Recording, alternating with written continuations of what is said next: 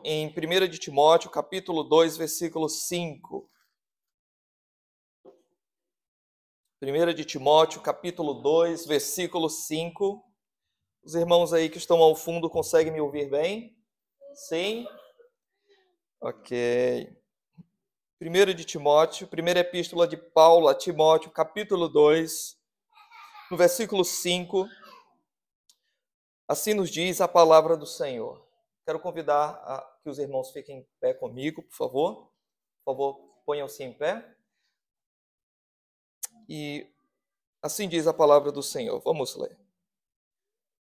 Porquanto há um só Deus e um só mediador entre Deus e os homens, Cristo Jesus, homem. Irmãos, podem sentar.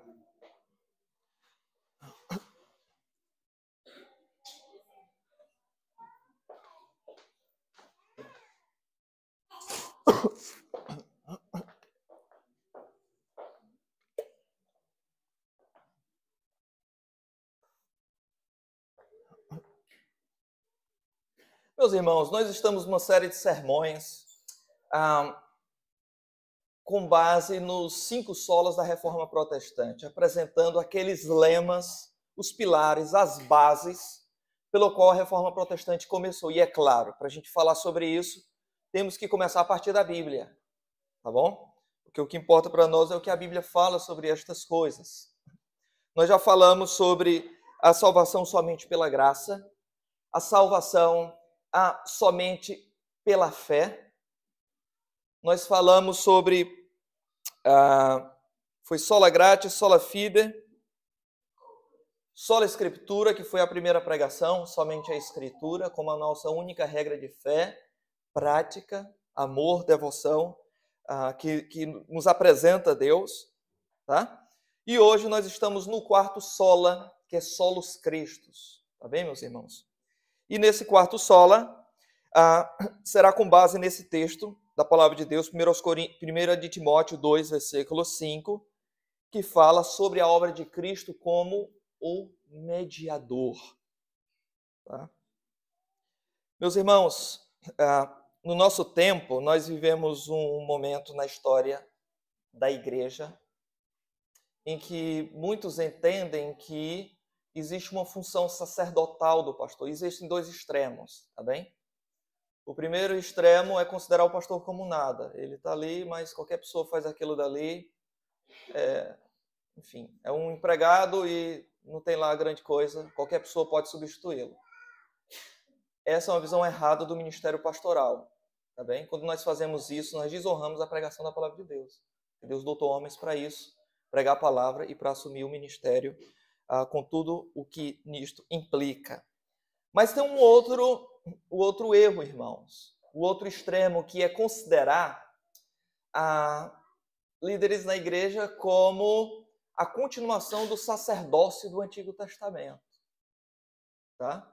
É como se na igreja nós continuássemos aquelas coisas que existiam na Velha Aliança, no Antigo Testamento, e o pastor agora é um sacerdote. Tá? Isso daqui é um templo e a frente aqui é altar. Muitas vezes, inclusive, as pessoas usam essa expressão, não é? O altar. Tem que ser santo para estar no altar. Nada disso. Tá? O pastor, ele não é um sacerdote. Claro, ele é um líder como o sacerdote foi, mas ele não é um sacerdote. Tá bem? A Igreja Católica afirma que o padre é um sacerdote. Mas no cristianismo histórico, bíblico, oriundo da Reforma Protestante também, de acordo com as Escrituras, o pastor, ele cuida do rebanho e alimenta o rebanho com a palavra de Deus. Ele não é um sacerdote entre o rebanho e Deus. Tá bem? E às vezes nós observamos isso das formas mais discretas possíveis e outras formas, às vezes, mais explícitas. Né? Explícitas, às vezes, a pessoa vai para o culto vestido com aquela cobertura judaica, né? Talit, e usa-se ali instrumentos judaicos na igreja, tá bom? Shofar, menorá, essas coisas todas, exatamente resgatando o candelabro, né? Resgatando para uma igreja cristã elementos do judaísmo. Judaísmo e cristianismo são coisas diferentes, tá, irmãos? E o pastor não é sacerdote, aqui não é um templo, e isso daqui não é um altar. tá certo? A gente não pode importar essa linguagem do judaísmo e hoje do catolicismo. Muitas vezes a gente tem isso muito forte. Não é? Já falei aqui, inclusive algumas pessoas quando elas se casam, é dito até essa expressão, né? Eu levei a minha esposa para o altar. Irmãos, o altar na Bíblia é lugar de sacrifício. Você foi matar a sua esposa lá no altar, que os animais eram imolados, não é? Como assim levou a sua esposa para o altar? Não é? Então não existe, numa igreja cristã, biblicamente falando, tá? A oração do pastor, ele não é a oração mais importante, como às vezes alguns crentes que a gente fala, crente 6 horas, né? 6 horas por mim, 6 horas por mim. Então, pastor, a oração do pastor não é mais poderosa, não é mais importante do que a sua oração, meu irmão. Claro, você pedir para orar, eu vou orar por você. Mas também eu vou perguntar se você está orando por isso, certo? Para que algumas coisas aconteçam na igreja, claro, o pastor é uma peça muito importante para isso. Mas você também é. Se você tem uma pendência com um irmão ou com uma irmã, a Bíblia diz, vai ter com ele. Não é, chama o pastor para ele, vai ter com ele. Tá certo? Quando eu observar alguma coisa assim, os irmãos podem prestar atenção que eu vou perguntar, o irmão já falou com ela? O irmão já falou com ele? Se não tiver falado, eu vou chamar a pessoa para você conversar. É nisto que a Bíblia chama o sacerdócio de todos os santos. Todos os crentes são sacerdotes. Hoje não é só um sacerdote que faz o intermédio entre a pessoa e Deus. Todos são sacerdotes. O véu foi rasgado e nós temos livre acesso à adoração a Deus. Isso é a nova aliança, é diferente da antiga aliança. Tá? Então, meus irmãos, isso daqui não é o altar, isso aqui é uma tribuna e um púlpito de onde a palavra de Deus é pregada. Tá bem? Importante deixar isso muito bem claro, porque elementos do judaísmo ou do catolicismo têm sido trazidos para dentro da igreja, de tal maneira que esse sola da reforma aqui, solos Christus, hoje ficou obscurecido, precisa ser novamente esclarecido, apresentado, ensinado para a igreja. Tá? Assim como a reforma protestante aconteceu no século XVII, redescobrindo doutrinas bíblicas que tinham sido soterradas pela tradição do catolicismo, hoje, doutrinas bíblicas têm sido soterradas pelo misticismo de pessoas que inventaram formas não bíblicas de adorar a Deus nas igrejas evangélicas, inclusive hoje. Então nós precisamos redescobrir velhas verdades. Não porque são velhas, mas porque são eternas. Tá bem? E uma destas verdades é a verdade dos solos Cristos, somente Cristo. Nesse versículo que temos aqui, meus irmãos, temos apresentado pela palavra de Deus a Cristo como o mediador. Antes de nós percebermos o que é essa obra de mediação, precisamos entender quem é o mediador, a pessoa do mediador. Em primeiro lugar, nós descobrimos aqui na palavra de Deus porque há um só Deus e um só mediador entre Deus e os homens. Nós observamos a deidade de Cristo, a divindade de Cristo. O mediador, ele é Deus. E esta verdade, irmãos, ela perpassa todas as sagradas escrituras, de Gênesis a Apocalipse, atestando que o Salvador, Cristo Jesus, é Deus. Ele não é só o Messias, ele é Deus. Desde os primeiros capítulos de Gênesis, já observamos mesmo na criação.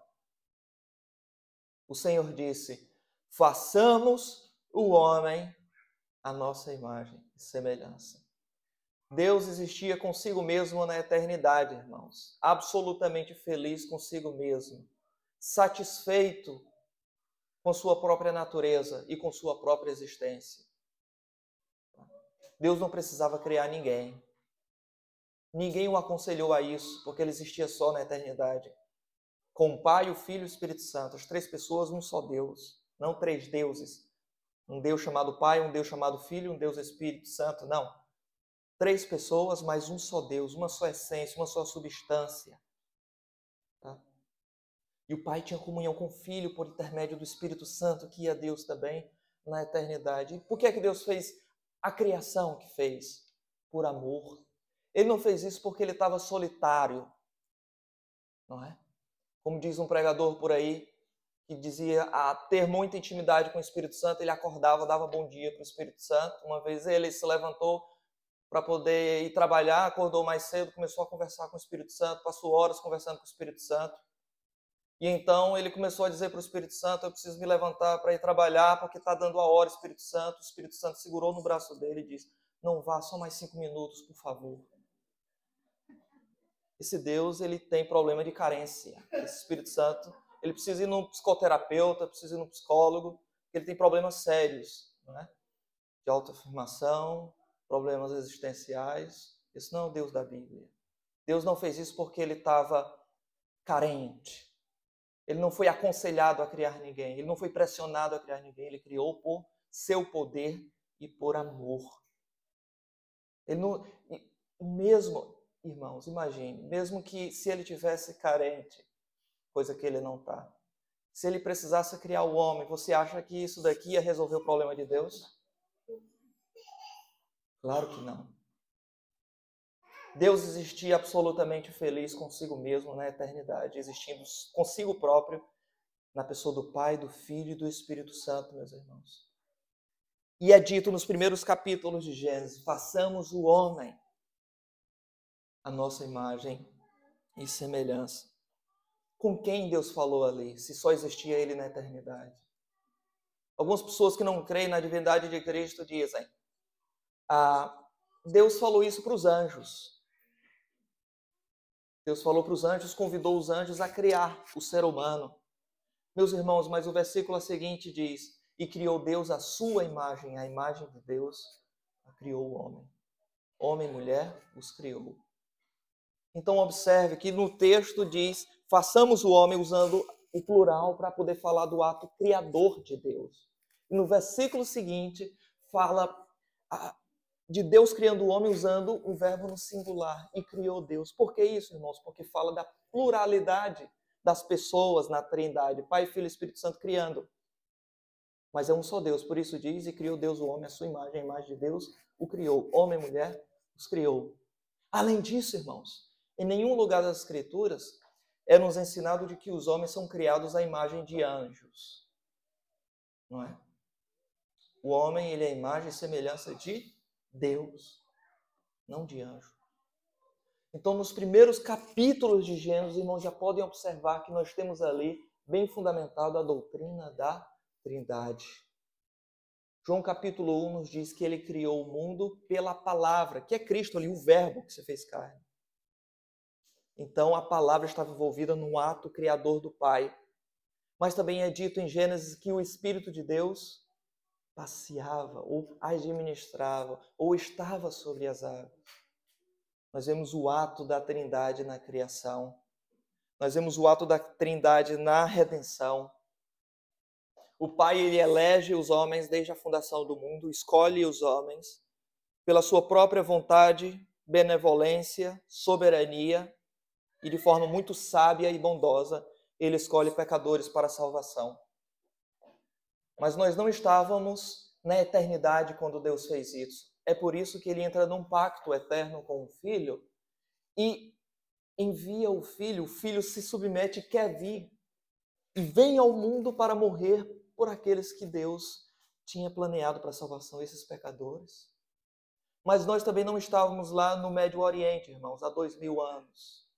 É só o Espírito Santo, a terceira pessoa da Trindade, que aplica a obra do Filho que aconteceu no passado em nossos corações hoje, nesse lugar. A Trindade inteira está empenhada em apresentar Deus como glorioso. Tá? E quando nós observamos aqui, em 1 de Timóteo 2,5, que há um só Deus, tá? E Cristo é chamado de mediador, também de Salvador, e Deus no Antigo Testamento, o Pai, não é? Mas especialmente a pessoa, o Deus como em essência, ele é chamado de Salvador. Os irmãos lembram de Jonas 2, versículo 9, que diz, a salvação pertence ao Senhor. E Jesus é chamado de Senhor, inclusive esse nome Jesus, não é? Traduzido significa aquele que salva, ele é o Salvador, não é? Então, nós entendemos que Jesus é o Salvador porque ele é Deus. E para que um Salvador seja Salvador de verdade e eficaz, ele tem necessariamente que ser Deus. Há um só Deus. Embora haja 3 pessoas na Trindade, mas há um só Deus. O Pai é Salvador, o Filho é Salvador e o Espírito Santo também salva. Mas há um só Deus. Há um só Deus. Paulo escreve isso daqui a Timóteo no contexto de paganismo na época de Timóteo. Timóteo era pastor em Éfeso. E havia naquela época, irmãos, muitas idolatria mesmo, politeísmo, carne sacrificada a ídolos. E no meio desse contexto, Paulo diz para Timóteo como ele deve proceder na casa do Senhor, inclusive ensinando essa doutrina aqui, da divindade de Cristo como o único Deus, tá bem? Como o único Deus. Timóteo não tinha que adaptar o evangelho, ele não tinha que mudar a doutrina para que os pagãos pudessem achar mais palatável. Ele tinha que dizer, há um Deus, há um só Deus. Tá? Além disso, o texto aqui nos apresenta que há um só mediador entre Deus, agora Deus aqui é o Pai, tá bom? E os homens, que é quem? Jesus Cristo, homem. Aqui nós observamos a plena humanidade de Cristo, irmãos. Deus, Jesus, ele não somente era como é, plenamente Deus, mas absolutamente homem. Ele nasceu de uma mulher, nós conhecemos, nós sabemos disso. Ele tinha todos os traços genéticos de sua mãe. Talvez se você olhasse para Jesus naquela época, você iria perceber coisas próprias de sua mãe. Talvez Jesus tivesse os olhos, a cor dos olhos de Maria, a cor dos cabelos também, a tonalidade de pele. Porque Jesus, ele não se parecia como homem, ele de fato era e é homem. E aqui, meus irmãos, aqui existe o ápice do mistério divino, que é Deus pisar nessa terra e se fazer homem para salvar homens pecadores como nós. Tá? Irmãos, aquele cientista, né, o Dr. Strong, acho que é John Armstrong, acho que esse é o nome dele, pisou primeiramente na Lua, é o John Armstrong, né? Neil Armstrong, obrigado. John Armstrong é uma outra pessoa importante também, esqueci. Então, Neil Armstrong, quando ele pisou na Lua, muitas pessoas diziam que o milagre tinha acontecido, tá? Porque foi o primeiro homem a pisar, né, na Lua. Esse não é o primeiro milagre, irmãos. O maior milagre foi Deus pisar na Terra. Foi Deus pisar nesse mundo aqui. E como é que isso aconteceu? Foi com fogo, glória, esplendor, desbaratando todos os inimigos e estabelecendo um reino de uma vez por todas naquela visível e tangível? Não. Ele veio, primeiramente na barriga, nasceu. E o mistério, irmãos, da encarnação, da salvação começa aí. Irmãos, porque Deus eterno, tá? Ele teve dias de nascido, idade de nascido. Deus que é onipresente, está em todos os lugares, e um dia ele coube dentro de uma manjedoura. Ele que é sapientíssimo, conhece todos os mistérios, ele mesmo é a fonte de toda sabedoria, porque ele é a verdade. Um dia ele precisou aprender a falar, precisou aprender a andar, precisou aprender a ler. Embora fosse sapientíssimo. E ele mesmo que dera a lei a Moisés, ele mesmo teve que submeter a essa lei até o fim. Ele sendo infinito, esse Deus, ele em Cristo, sou humana de Cristo, ele precisou ter um fim, ele morreu. Irmãos, nada explica tamanho mistério por pessoas que não merecem nem um pouco, como nós. Tá? palavra de Deus nos diz que Ele nos amou quando ainda éramos pecadores. Dificilmente alguém entregaria o seu filho, esse é o argumento do autor bíblico, né? Para morrer por alguém. Por alguém que é bom, porque por alguém que é bom pode ser que alguém se anime a morrer. Mas Deus prova o seu amor para conosco pelo fato de Cristo ter morrido por nós, sendo nós ainda pecadores. Eu jamais iria entregar uma filha minha, e eu tenho 3, e a congregação está aumentando. Eu jamais iria entregar uma filha minha, irmãos, para morrer por um ser humano maravilhoso, um filantropo, admirável, que ganhou vários títulos aí de prêmio Nobel, porque ele é muito importante para a existência humana. Eu não entregaria minha filha para morrer por uma pessoa tão nobre como essa. Que dirá por um pecador? Bem, mas Cristo morreu por nós, sendo nós ainda pecadores. Bem, então nós observamos a plena humanidade de Cristo aí. O mediador é homem. E as duas naturezas estão juntas nele, a natureza humana e a natureza divina, em uma só pessoa. Jesus, não é que Jesus é 50% homem e 50% Deus. Ele é 100% homem e totalmente Deus. E mesmo quando ele morreu, foi sepultado, subiu aos céus, irmãos, foi com o mesmo corpo com o qual ele viveu aqui, só que glorificado, mas é o mesmo corpo físico glorificado, entretanto. Por isso que o anjo diz às pessoas que estavam a observar a ascensão de Cristo, e ele falou: porque estáis admirados, varões galileus, esse Jesus que viste subir aos céus descerá da mesma maneira como viste subir. Com o mesmo corpo. Aquele corpo que Jesus chega para Tomé e diz: olha, pegue aqui nas minhas mãos. Tomé colocou o dedo lá no furo da lança, não é? Um espírito não tem carne nem ossos. E agora no céu, Cristo não só como Deus, mas como homem está lá. Uma vez eu falei isso, uma irmã deu um pulo tão grande. Não, meu Jesus é Deus. Ele não é homem, não. Ele é Deus, homem. E nós precisamos que ele seja homem, irmãos. Porque quem pecou contra Deus não foram anjos, foram seres humanos. E se ele é o segundo Adão, ele tem que vir na mesma carne do primeiro Adão, como homem. Contudo, sem pecado. Além disso, não diz somente Jesus, homem, diz Jesus Cristo, homem. E Cristo aqui fala um dos ofícios de Cristo, o ofício messiânico.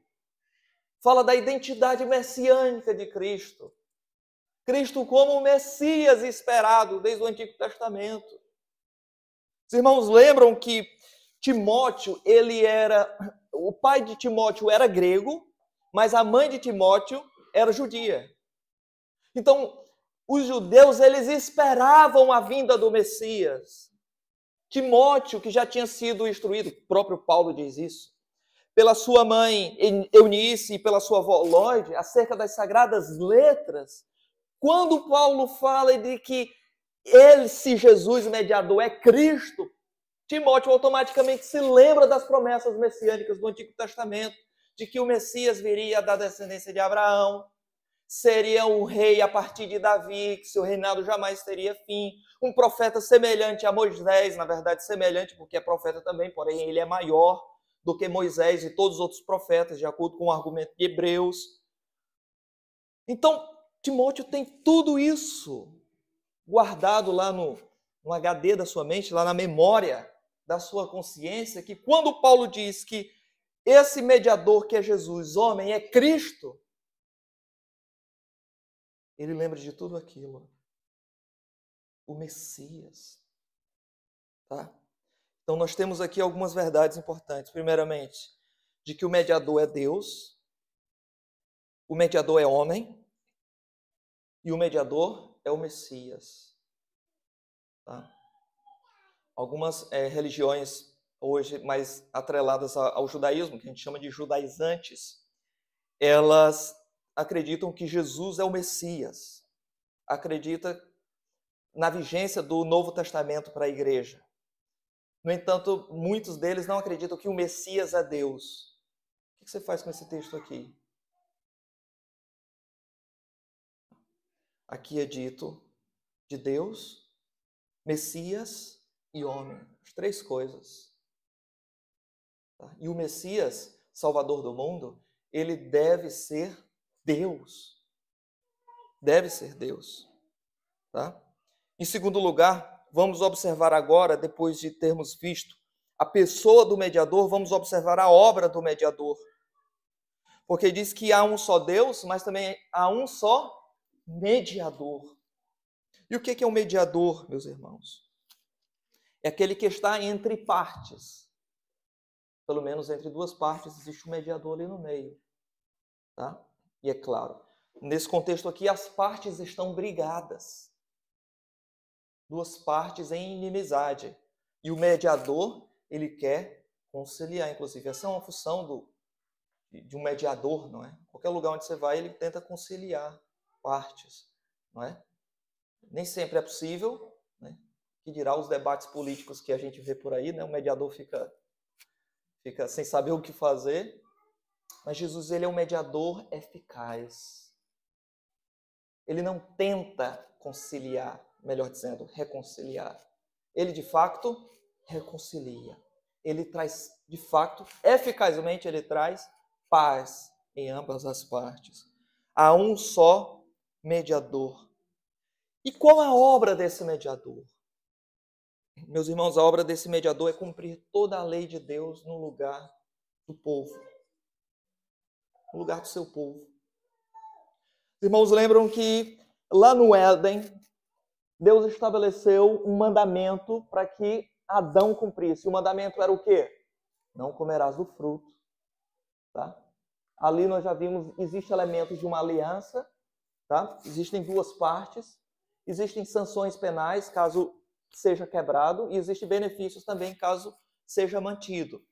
Tá bem? E em Oséias capítulo 6, versículo 7, fala de Israel que transgrediu a aliança como Adão.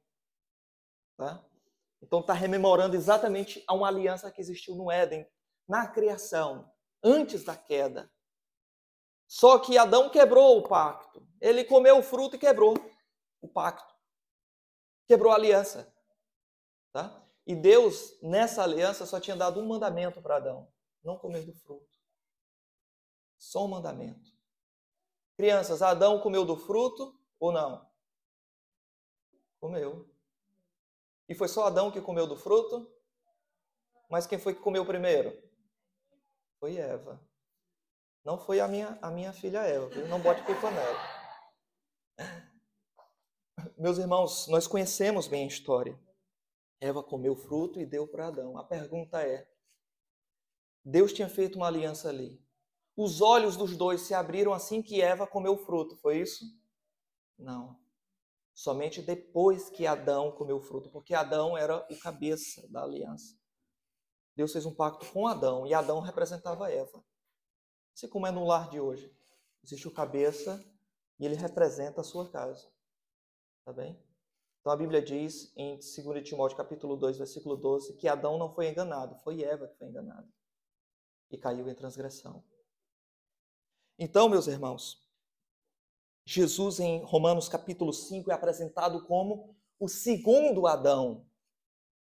E ele faz uma outra aliança também, uma nova aliança, com os seus descendentes, com o seu povo. O que aconteceu com Adão no Antigo Testamento e com Israel também é replicado em Cristo, porém Cristo cumpre de forma eficaz, irmãos. Cumpre de forma eficaz. Deus deu para Adão só um mandamento e ele falhou. Cristo recebeu todos os mandamentos da lei de Deus e cumpriu cabalmente cada um deles, porque nós não conseguiríamos cumprir. E a lei de Deus não iria ser abrandada porque nós não conseguimos cumprir. Pelo contrário, a Bíblia diz que a alma que pecar, essa morrerá. E não é só morte física, não, é morte eterna também. Mas Cristo cumpriu toda a lei no lugar do seu povo. Representou muito bem o seu povo. Corretamente, perfeitamente.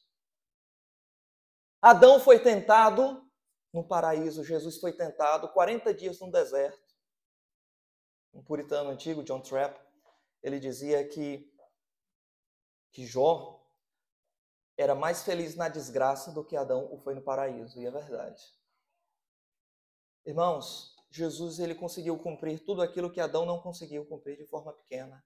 Jesus cumpre de forma muito aumentada e maior. E ele é o segundo Adão, representante maior do seu povo. Tá bem? Ele cumpre toda a lei no lugar de seu povo.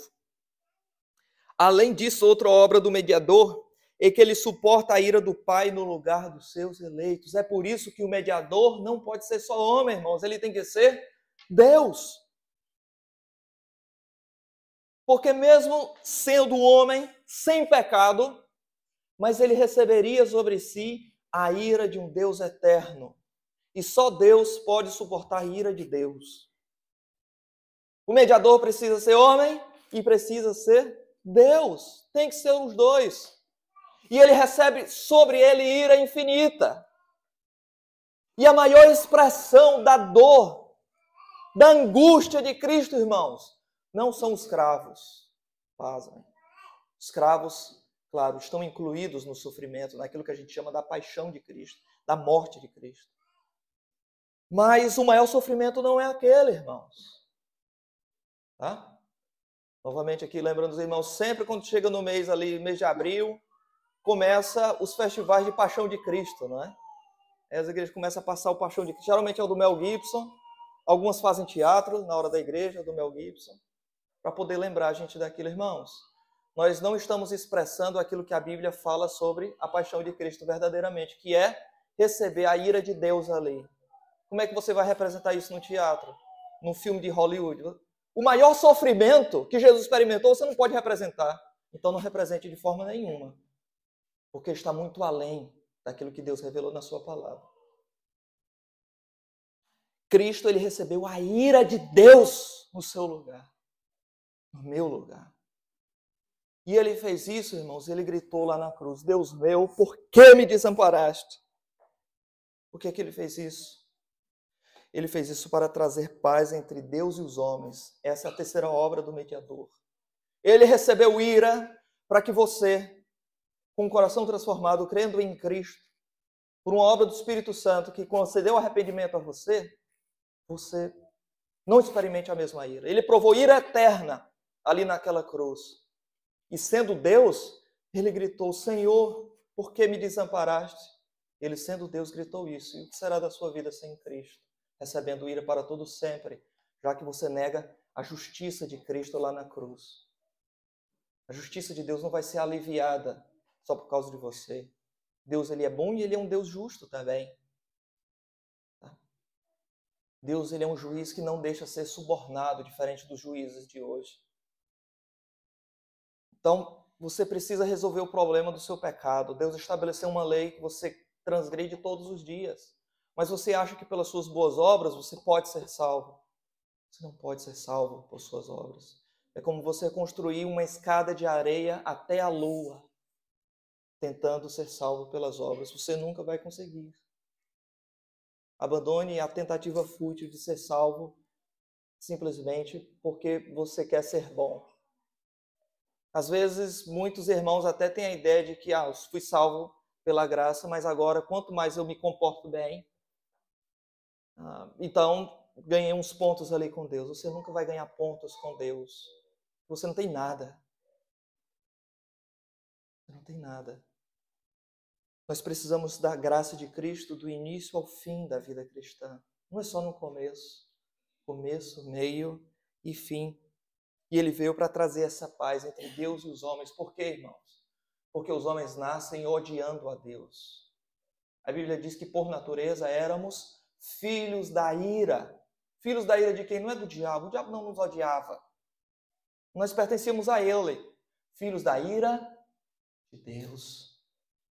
Você foi salvo? Simplesmente não foi de consequências eternas. Foi disso também. Mas antes de tudo, você foi salvo de Deus. Da ira de Deus.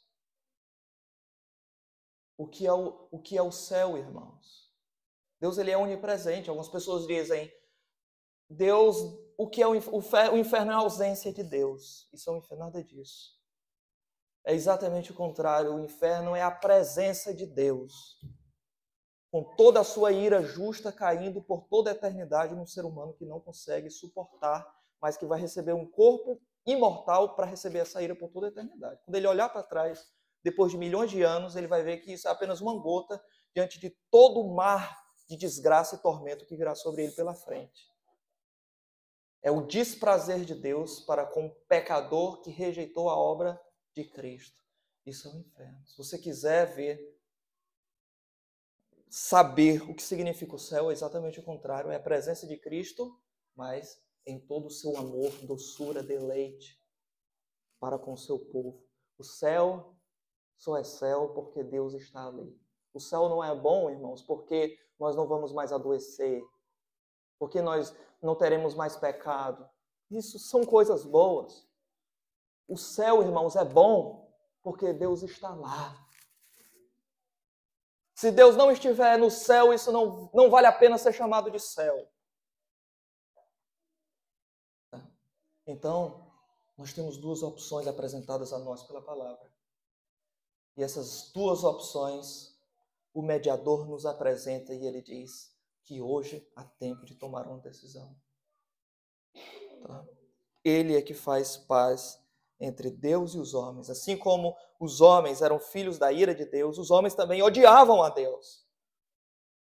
Essa história de que, não, eu amo muito a Deus, eu temo muito a Deus, a pessoa vive como quer, longe do Senhor, da palavra do Senhor, não se importa com a igreja, vive como quer por aí, sem dar satisfação a ninguém, e nós não observamos evidências de regeneração, irmãos. Essa pessoa pode dizer que Jesus é o seu Salvador, mas não é o Senhor dela. Mas não existe um Salvador sem um Senhor. Se Ele me salvou das consequências do pecado, Ele deve me salvar também do amor ao pecado. Ele é o mediador. Não existe paz, não existe segurança na vida de alguém que está nos seus pecados. Ele traz paz entre o Pai e os homens. Mas também, a obra do mediador, irmãos, nos apresenta que Cristo está junto ao trono celestial, intercedendo pelos crentes. Porque a obra da mediação, ela não se restringe só a esse mundo. Quando Jesus viveu aqui, ela também repercute na eternidade. Cristo não foi o nosso mediador, Ele é o nosso mediador e Ele está fazendo mediação por nós também no céu. O catolicismo romano, irmãos, é claro, esse texto aqui, ele vai contra a tese dentro do catolicismo que afirma que os homens têm outros mediadores. Maria é comedianeira, os santos também intercedem, são mediadores, anjos, algumas vezes também. Por isso que você pode rezar a eles, ou mesmo a própria Maria. Né? Inclusive já ouviram até isso, né? Pede para a mãe que o filho responde. Já ouviram isso? Irmãos, biblicamente, só existe um mediador. Um mediador. Mas então, a contrarresposta é o seguinte, de que não, ele é o mediador que morre no nosso lugar e nos dá salvação. O mediador entre Deus e os homens em termos de salvação, não em termos de intercessão, em termos de oração. Mas quando nós observamos o contexto aqui, irmãos, ele é o nosso mediador que fundamenta a nossa oração nesse mediador, que fala de oração. No capítulo 2, versículo 1. Antes de tudo, exorto que se use a prática de súplicas, orações e intercessões. Versículo 1. Versículo 3. Isto é bom e aceitável diante de Deus, nosso Salvador. Está falando de Cristo aqui, o mediador. Versículo 5. Há um só Deus e um só mediador entre Deus e os homens. O contexto é de oração também. Cristo é o nosso mediador na salvação e na oração, nas intercessões, nas súplicas. Inclusive, o próprio... essa palavrinha que está no começo do versículo 5, não é? Essa conjunção, ela é uma conjunção subordinativa causal, ela está explicando a causa pela qual as outras coisas devem ser feitas. Por que orações devem ser feitas? Porque ele é o mediador. Existe uma ligação direta de Jesus como mediador, não só do seu sacrifício substitutivo, salvando homens, mas como mediador nas orações. Cristo, ele intercede por nós junto ao Pai. E se você tem Cristo intercedendo por ti junto ao Pai, porque você vai precisar de outros intercessores. Mas a outra objeção é, pastor, mas às vezes eu não peço para um irmão, irmã, orar por mim, interceda por mim nessa questão. É verdade, mas em nenhum lugar da Bíblia, irmãos, nós observamos nós vemos mandamento para pessoas que já morreram orar por nós. Você vê isso em algum lugar? Em nenhum lugar. Santos mortos orando por crentes? Isso não existe em nenhum lugar. Crentes orando a santos mortos para interceder a Deus. Em nenhum lugar isso existe. A outra objeção, mas Maria não morreu. Ela subiu aos céus, sem morrer. Isso é um outro dogma do catolicismo. Mas onde é que a Bíblia fala? Onde é que está no Evangelho de que ela subiu ao céu sem morrer? Isso é uma invenção introduzida na Bíblia. Tá? Meus irmãos, o facto é que nós gostamos de criar para nós formas de adorar e de servir a Deus da forma que nós gostamos e não da maneira que Deus estabelece nas Escrituras. A Bíblia diz que Ele é o nosso intercessor. E Hebreus capítulo 4, versículo 15. Hebreus capítulo 4, versículo 15, diz algo muito importante. Diz que,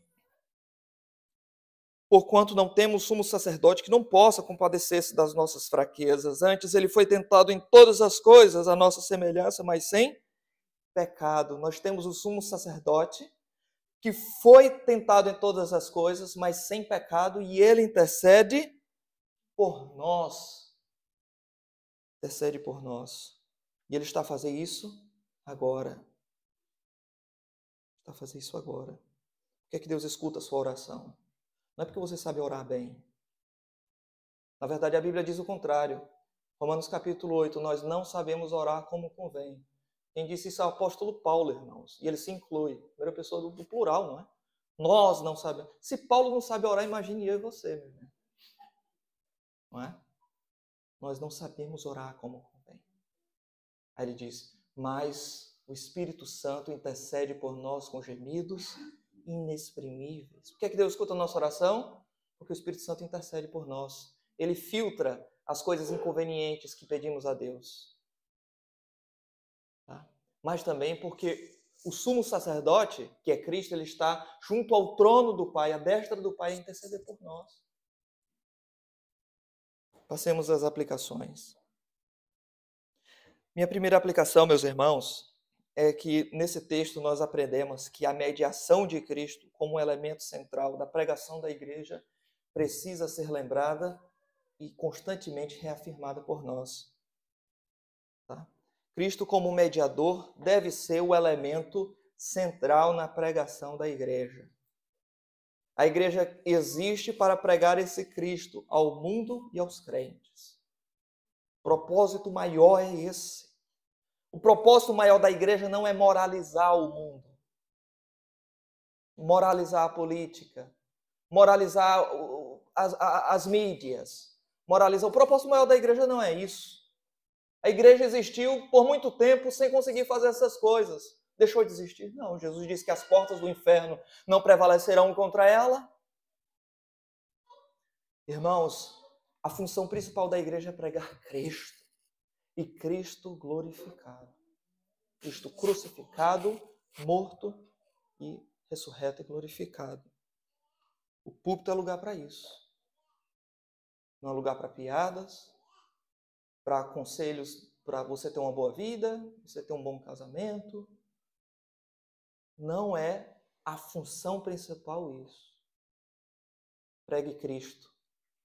E a igreja vai entender as implicações dessas coisas. Você vai mostrar as implicações da cruz de Cristo para todas as esferas da vida. Mas comece e centralize na pessoa de Cristo. Comece por aí. Se uma igreja tem tudo e não tem Cristo, ela não tem nada. Tá? Não faz muito tempo que eu vi uma igreja, está lá nos Estados Unidos, mas também tem igrejas assim no Brasil e sei que tem por aqui também. Tem tudo na igreja, irmãos. Um lugar muito confortável. A cadeira a gente senta, já dá vontade de dormir. Confortável demais aquilo dali. Né? Ar-condicionado na perfeição. Pessoal simpático ali. Até o nosso irmão Jair, que é muito simpático, né? Mas é simpático também lá. As fardinhas. A igreja enorme. Você entrega ali uma senha, a criança vai para um lugar, ela fica brincando de videogame, enquanto acontece no culto. Depois tem no espaço da igreja tem um café, dentro da igreja. Tem um restaurante dentro da igreja. Hospedarias para pessoas que vêm de fora dentro da igreja. É um negócio espetacular. Tem tudo, menos o principal, que é a pregação do Evangelho. Irmãos, é muito melhor você estar com Cristo, um grupo pequeno em que o Evangelho é anunciado ali, do que você estar num lugar muito bom, muito confortável, de pessoas simpáticas e muito bem afamado pelo mundo, em que a cruz não é anunciada. Tá bem? Nós queremos Cristo na pregação da igreja. Em segundo lugar, meus irmãos, o próprio versículo 7, Paulo diz isso. Antes de passar para a próxima aplicação, Paulo diz: para isto fui designado. Veja aí, 2 versículos depois. Para isto fui designado pregador e apóstolo. Afirmo a verdade, não minto. Mestre dos gentios na fé e na verdade. Tá? A função principal de uma igreja é pregar o Evangelho. Bem, irmãos? O Evangelho é que sustenta a igreja, é que alimenta o rebanho, é que resolve casamentos, é que ajuda na criação dos filhos, traz resolução para problemas no caos moral que existe lá no mundo. Tá? É a igreja, a pregação do Evangelho na igreja. Quando você estiver procurando o principal requisito para participar de uma igreja, procure se tem pregação pura do Evangelho. Esse é o elemento principal, fundamental. As outras coisas podem... Alguém não foi simpático com você, você não gostou do tipo de música, ou qualquer outra coisa, isso pode passar. Mas se tem um Evangelho, esse é o lugar que Deus determinou. Esse é o lugar que Deus determinou. Cristo, ele viu o mundo para, em determinado momento, ele mesmo diz: eu vou para os gentios, eu vou pregar porque foi para isso que eu vim. Irmãos, lembram desse texto? Deus só tem um Filho eterno e ele o transformou em pregador. Cristo era pregador do Evangelho. Foi Deus que assim o determinou. Mas a segunda aplicação, meus irmãos, também, fala-nos da misericórdia salvadora de Cristo como uma boa nova a todos os homens. Cristo como mediador é boa nova a todos os homens. Versículo 3 e 4 diz isso, não é? Isto é bom e aceitável diante de nosso Deus, diante de Deus, nosso Salvador, o qual deseja que todos os homens sejam salvos e cheguem ao pleno conhecimento da verdade. Tá? Lembrem bem por quem Paulo fala para a gente orar. Daqui a pouco a gente entra nesse assunto da oração como a última aplicação, meus irmãos. Mas aqui nós temos aqui uma ênfase sobre as nossas orações não serem limitadas a certos tipos de pessoas. Devemos orar por toda a gente. Por quem a gente gosta, por quem a gente não gosta. Em termos de classe em especial. Tá? Geralmente, a gente ora por pessoas que são mais próximas a nós. Jesus diz: ore pelos seus inimigos. Tá bem? A misericórdia se mostra salvadora a todos os homens. E os todos os homens aí não significa cada homem que existe no mundo. Tá? Porque se ela se mostra salvadora a cada homem, se essa expressão todos os homens significa cada um, então significa que ela se mostrou salvadora e ninguém vai para o inferno, não é? O texto não diz que Deus tentou mostrar salvadora a obra. Não, o texto diz que a graça se mostrou salvadora mesmo, ela salvou mesmo. Todos os homens. Então, quem são todos os homens aí, pastor? De acordo com o versículo 1, não é? Nós temos aí um chamado de Paulo, exortando para que Timóteo, para a igreja, usasse prática de súplicas, orações e intercessões a favor de todos os homens. Novamente, essa expressão é repetida. E no versículo 2 fala de que tipo de homens são esses. Em favor dos reis e de todos que se acham vestidos de autoridade. Ele está falando aqui de tipos de pessoas, não necessariamente por cada homem existente no mundo. Porque imagine aí você orar por quem você não sabe que existe. Você consegue orar assim? Orar por alguém que mora lá na Ásia, que você nem sabe que existe, não sabe o nome, como é que você vai orar por ele? Claro, você vai orar pela Ásia, para Deus abençoar, mas você não vai orar por cada homem existente do mundo. Isso é possível você fazer. Então, Paulo não está dizendo que todos os homens aqui são cada pessoa existente no mundo. Ele está dando tipos, classes em favor de reis, dos que estão investidos de autoridade. Tá bom? A misericórdia se mostra salvador, irmãos, independente da sua posição social, da sua etnia, do seu idioma, do seu grau de cultura, do seu histórico de vida, independente de qual classe você pertence, irmãos. A misericórdia de Deus se mostra salvadora. Deus não escolhe partidos, classes de pessoas para salvar. Muitas pessoas escolhem classes de pessoas para fazer amizade. Mas Deus não escolhe classes para beneficiar. Ele salva independente. O próprio Apocalipse capítulo 4, versículo 5 diz que por causa do Cordeiro estava diante do trono pessoas de toda tribo, língua e nação. A igreja é o lugar onde nós observamos isso, irmãos. Diversos tipos de pessoas, diversas classes de pessoas que Deus chamou. Diversas histórias de vida, diversos graus de estudo e demais coisas. E na igreja onde nós observamos essa pluralidade da obra salvadora de Deus para todos os homens. De tal maneira que cada um aqui, em muitos aspectos, tem opiniões diferentes dos outros. E nós estamos aqui porque, embora nós tenhamos opiniões diferentes e divergimos em vários assuntos, não necessariamente tocante à fé, mas em muitas outras coisas, de fato, irmãos, é só Deus que faz com que todas as pessoas que não têm nada semelhante com outras, senão Cristo, estejam juntos numa igreja. Nada temos semelhante uns com os outros, exceto Cristo. E isso é o suficiente. É o suficiente. E, em último lugar, a mediação de Cristo como um elemento central para as nossas orações. Por que você deve orar? Porque Cristo, ele foi seu mediador não só como seu substituto na cruz, morrendo no seu lugar. Mas Cristo, ele é seu mediador agora. Você tem certeza que Deus vai escutar a sua oração? Porque Jesus ele está a interceder por você quando você ora. E o Espírito Santo também internamente em você, com gemidos inexprimíveis. Você não ouve o Espírito Santo orar. Algumas pessoas que emitem balbucios, não é? Expressões emocionais, como se estivesse falando em língua, você pergunta, onde é que estão essas línguas aí na Bíblia? Não, são gemidos inexprimíveis. Mas na Bíblia, quem geme é o Espírito Santo, não é você. Não é o homem, é o Espírito Santo que geme inexprimivelmente. Tá?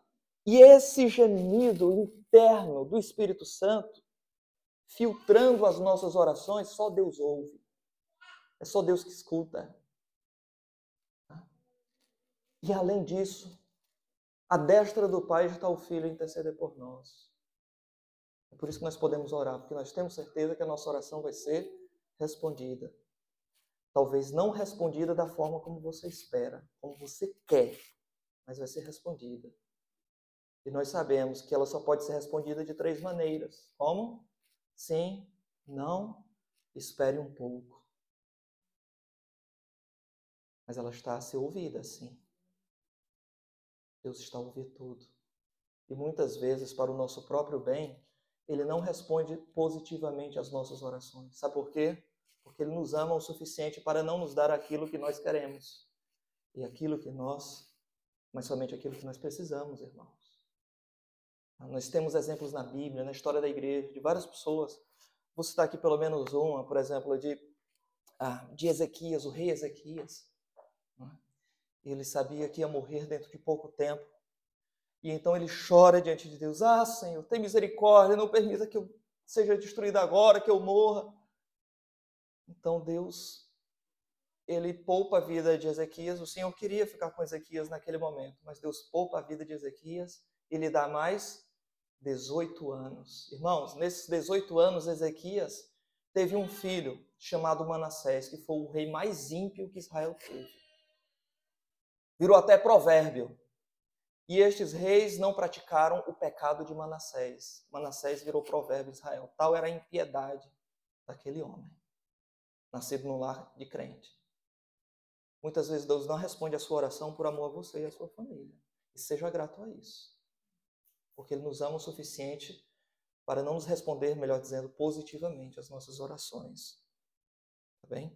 Mas as nossas orações, irmãos, considerando isso, deve ter Cristo nas nossas orações também. Cristo, ele deve ser a essência da oração, o método da oração, o começo da adoração, o meio e a conclusão da oração.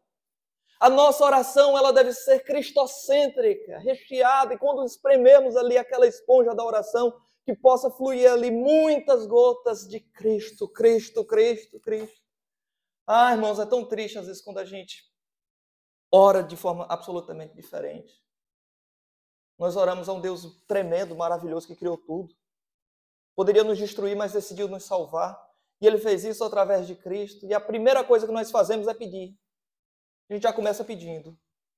Senhor, eu te peço isso, te peço aquilo, Senhor. Orações, às vezes, teologicamente, irmãos, doutrinariamente, biblicamente, tão fracas, sem Cristo. Não é? Às vezes, orações heréticas, não é? Como a gente já viu um irmão orando, claro, não foi daqui, mas a pessoa estava orando a Deus e a evangelizar, e começou a orar, e de repente, então, Senhor, eu te peço, abençoa o evangelismo, está amarrado o Satanás, que sai logo da minha frente. E começou, susto, está orando ao diabo, estava orando a Deus nesse instante, já está orando ao diabo. Orações heréticas. Orações que às vezes não são nem heréticas, mas vazias de Cristo. Vazias de amor por Cristo. Formalismo na oração. Repetição das mesmas coisas de forma mecânica. Fala sobre Cristo de uma forma tão fria. Ah, irmãos, que Deus nos livre do nosso coração frio, que possamos nos arrepender do nosso arrependimento superficial. Irmãos, John Bunyan dizia, numa oração que fazemos por intermédio de Cristo, numa oração é melhor ter um coração sem palavras do que palavras sem um coração. Absoluta verdade, meus irmãos. Nas suas orações, adore ao Senhor através de Cristo. Comece exaltando a Ele. Seu magnânimo, sapientíssimo, tremendo, maravilhoso, bom, eterno, justo, que não se compraz no mal. Exalte o Senhor, os seus atributos, o seu caráter. Depois que você fizer isso, de forma enfática, se possível demoradamente, passe para a confissão dos seus pecados. Quem é você para poder pedir alguma coisa para Deus sem resolver sua situação com Ele antes? Confesse os seus pecados depois de reconhecer a glória do Senhor no início da oração. Confessou os seus pecados? Passe para o momento dos pedidos. Tá bem? Mas já não comece uma oração pedindo. E termine com o nome de Jesus, como se o nome de Jesus fosse uma palavra mágica, que agora vai dar certo. O nome de Jesus não é uma palavra mágica. Quando a gente fala em nome de Jesus, é com base na autoridade de Jesus, biblicamente crido e ensinado. Aí sim. O nome de Jesus na Bíblia significa isso, no nome de Jesus. Irmãos, lembram Mateus capítulo 7, versículo 21 a 23? Aqueles homens se apresentaram ali, Jesus disse, naquele último dia, muitos dirão em meu nome, expulsamos demônios, profetizamos, fizemos milagres. Está falando de quê? Não está falando de descrente, não era gente da igreja, gente que trabalhava na igreja. Acostumado com o nome de Jesus. Falou em teu nome 3 vezes ali. Em teu nome. Em nome de Jesus, em nome de Jesus, em nome de Jesus. Quem é que fala isso, irmão? São evangélicos. A gente dentro da igreja. Acostumado com as coisas da igreja, acostumado com o sagrado. Membro de igreja. Absolutamente frio para com o Senhor, mas era ativo na igreja. Estava ativo, confundia o ativismo com um coração enferrou pelo Senhor. Que Deus não permita isso entre nós, irmãos. E possamos nos arrepender. Tá bem? Vamos orar. Senhor Deus amado, Deus bendito. Obrigado, Senhor. Ó Deus, porque Tu és o Senhor. Ó Senhor, nós não temos sequer palavras para falar da Tua dignidade. Ó Deus, a Ti é a glória, o poder, a honra, a grandeza, ó Senhor.